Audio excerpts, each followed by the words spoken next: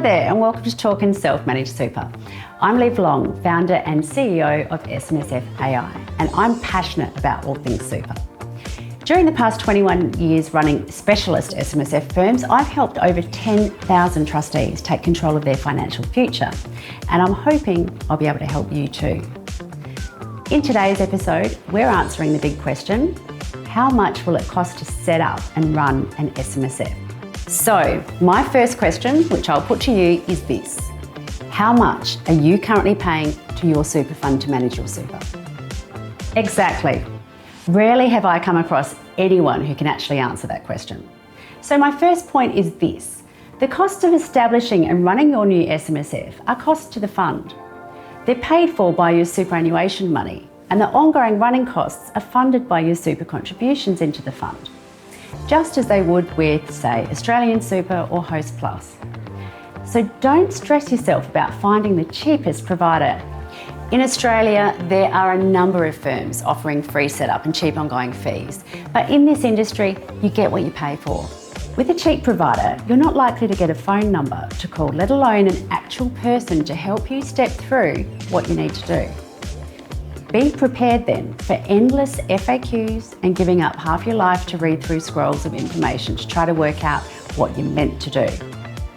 In this scenario, you might as well be going it alone. So I've looked at the top 5 largest administrators in Australia, and here's a summary of the average fees.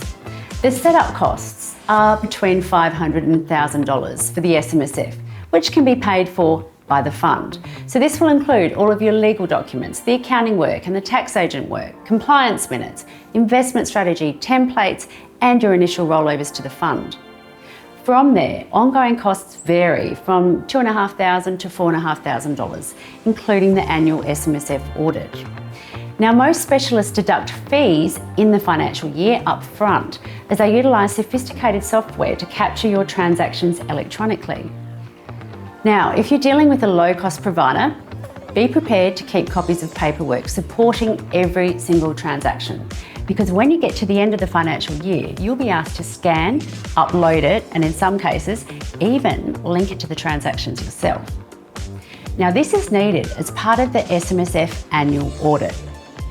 And I don't know about you, but saving receipts, scanning, and handling paperwork is my least favourite thing to do. I'd much rather pay someone else to do it and know it's also being done properly. But the real kicker is, in an SMSF, you can have up to 6 members. So often we see 2 members in a fund, which halves the running costs per member, as the fees I'm quoting you relate to the actual amount of work required for the fund, not for each member.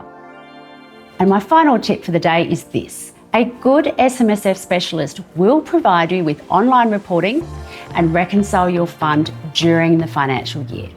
Gone are the days of taking your shoebox to your accountant after the end of the financial year to prepare your accounts. Now, in true Live Long style, when I launched my firm, I had to take things just a step further, and we were the first SMSF specialist in Australia to provide trustees with annual video reporting to accompany their financial statements. Finally, a meaningful summary you can actually understand about how your fund has performed and what you need to look at. Pure gold. I love innovation. Got questions? Drop them in the comments and let's chat. I'll see you for my next episode, which explains why the younger generation are establishing SMSFs. Until next time, take care and take control.